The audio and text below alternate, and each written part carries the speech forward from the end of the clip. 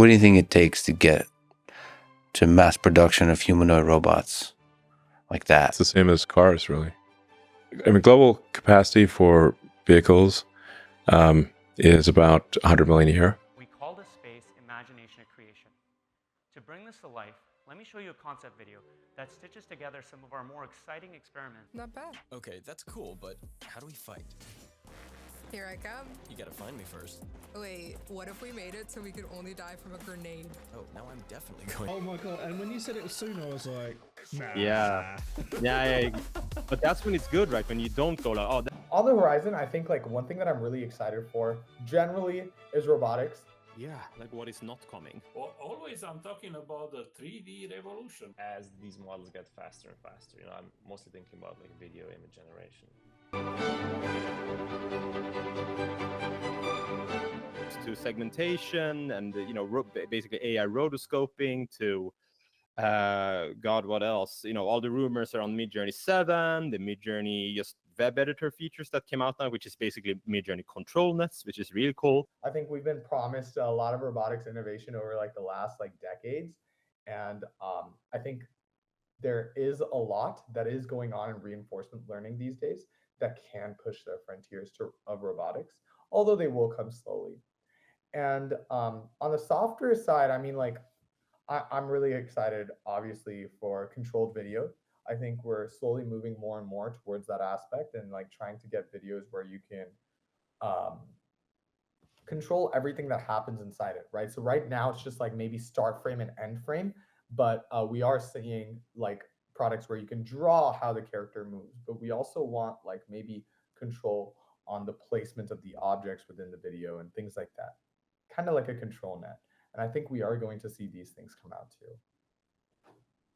What new mediums these are opening up? Because, for example, I know lots of people in tech are right now thinking about how can we make video models real time. I did think of it like that as well. Actually, it's just not as efficient yet. No, yeah, not so, not as advanced, and obviously we don't have like open pose. It's more like depth and canny, kind of, and IP adapter depending on how you use it, which is really cool. Full multimodality, and with that, we're going to see agents coming into play with how AI works. Right now, you talked about workflow as one of the questions in here, where we talk about what all different tools you're using. Very soon, we're going to start seeing where you can basically create the connection points that you want. And then start from a conversation in one tool that basically spits out the music in the background, the video, the consistent character, the script, like the entire thing gets put together in one piece. Now, there's several tools who are trying to create versions of this, and usually they're weaker in one point or the other. But when you're riding on the backbone of all of the best tools combined into one, we're going to see some really interesting things happen with multimodality. Hey guys, hope you're enjoying these experts. If you are a Midjourney user, please scan the QR code that's on the screen right now and you can get some freebies. All right, let's go back to the content.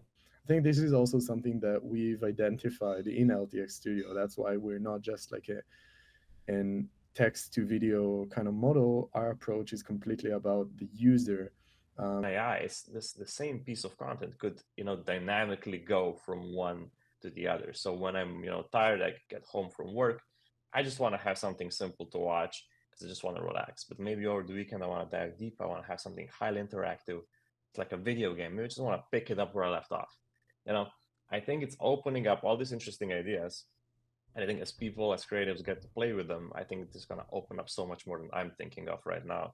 But I just thought it's really interesting how it might really, you know, significantly change how content is created and consumed. I thought I saw you using, I think it's retexturing in Midjourney for that previous video I commented on. Yeah, the drum and bass thing. Yeah, that was all. That was all so me. cool, that track. Oh my god! And when you said it was soon, I was like, nah. Yeah.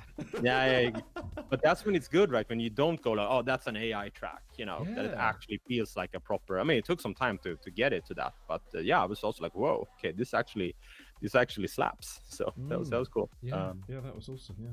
Of course, the technology is evolving very fast, so we'll see a big leap in the quality of the outputs that AI does. But I think that's the obvious take on AI, that it's gonna generate like better outputs that are more useful for people. But that's kind of like the obvious direction of any technology. Like it improves over time. I think what's gonna be interesting um, in this next kind of period of time is a swift, like a change between focusing on technologies to, like, the change is going to be from focusing in the technologies and the models to developing the accessibility of these models for everyday usage. We're going to see agents actually, when people understand what agents can do, that's when it's going to become interesting. I think we talk about agents and we go, oh, you can just tell this agent to do a thing for you and it'll do it.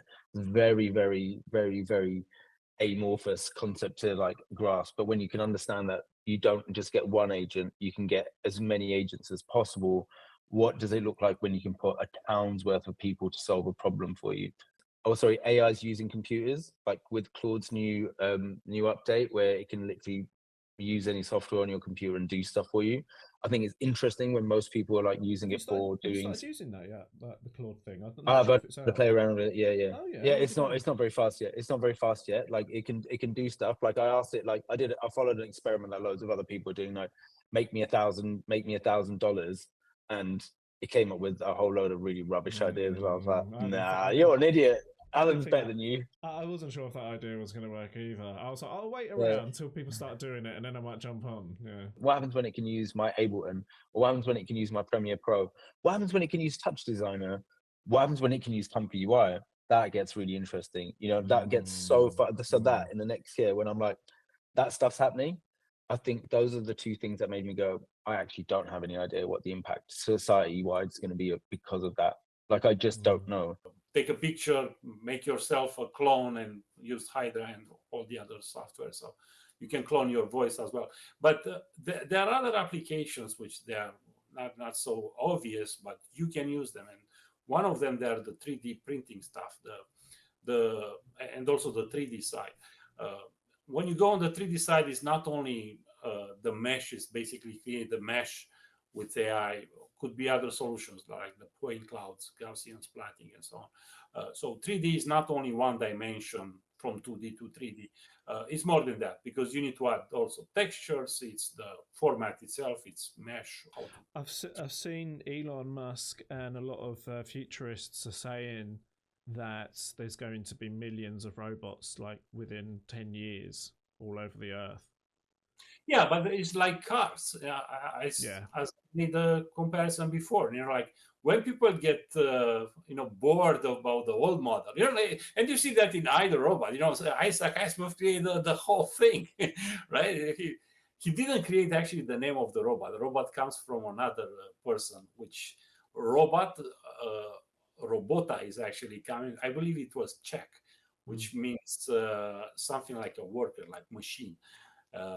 But basically, the idea was to have that machine to take the work from the person, and the person can relax, and basically will be done. The work will be done by robots. The integration of 3D with generative AI, I think that's the next big step forward. So I know Midjourney's been talking about their potential for you to move around in the images, so you're able to generate an image and then move around in that space, which will be great in terms of video generation, because you'll be able to get your single, your reverse shot, come out for your 2-shot, and you'll be able to generate movement by using video generators within that. But I think we're going to see even more advancement with that. So, you know, Runway's been talking about 3D world simulations and stuff like that. So I think that's that on office hours as well. Actually, they're saying it's almost like they're saying it's inevitable we'll get there too. Yeah, so I think that's the end game. So you'll be essentially creating 3D worlds and then moving around in those 3D worlds and moving those characters around in those worlds. I think that's where the next massive leap will come from in not too long. Yeah, because we just saw the EA demo where they prompted a game into existence. Did you see that? Amazing. Yeah. You know, it's really basic at this stage, but you know, look at Midjourney images a year and a half ago. You could barely tell that it was a human being, and now it is photoreal. So the speed at which the advancement is, I can see this stuff taking a lot of people by surprise. But yeah, that's what I'm looking at, and I'm sort of playing with those sort of workflows now. It's quite a basic level by kit bashing stuff together, but obviously, you know, once the developers sort of integrate into their workflows and build their models, yeah. So I just grab everything. I don't stick to one workflow. I might use 3D. I might use 2D, I might use a runway, I might use Kling, I might use, you know, whichever bits I do, I sort of smash them together to try and get a result that's different than just using the vanilla output from one. Yeah, that's the way to really show unique work, is mixing all those traditional mediums together, not just relying on the generate button to do almost everything. I think right now some of the biggest ones that come to my mind would be multi-module AIs, so things that do text, speech, video, all in the same location. AI agents are going to be dominating everywhere. It's going to be the backbone of every industry and sector. Nothing is safe. You're going to see massive robotic growth because now, as multiple robotic companies are releasing their products over the next between now to 2027, Optimus, Figure One, etc. This advancements in where AI is going to be basically the brain for this robotics. And what's going to tie that all together is essentially the power requirement that's going to be necessary for these supercomputers and AI servers that are going to be built by Microsoft, Google, Amazon, etc., who are all seeking between 1 to 5 gigawatts worth of power from one, building their own nuclear reactors. They've already partnered with a few different companies, or two, actually starting power plants that were already no longer active. So, and most of those, basically on the numbers I see, between 2025 to 2035 is when a lot of these basically plans will come into effect. And then that's when the next stage of evolution of where, simple example, Microsoft and OpenAI Stargate, that requires 5 gigawatts worth of power. So these things, once these things are live, that's when you're going to see the rapid acceleration of robotics. Great. So there's several parallel developments that are kind of like all supporting each other. One bigger development is the LLM development, and then the image/video development, and then kind of like, I guess, the larger kind of like market adaptation of these two. And I think AI is like permeating through everything, whether companies and corporations or individuals are looking for it or not. They're all going to be a part of the interfaces, how we engage with devices. So it's just the biggest media revolution of our lifetimes until now. And I think it's so exciting that so it's pretty much anything you touch can turn to gold. And the only way not to miss it is not to get going and not to do anything. So anything you can choose to focus on right now, I think can be very exciting in the near future. And there's a lot of like super exciting things that I could only dream of in my life, and now I'm really seeing them come to fruition. And I'm just so grateful to be a part of this movement and this change, that every day I wake up so excited. I just go check out GitHub, Hugging Face, Reddit, Bonodoko, and I'm blown away about all the mind power that's going into this.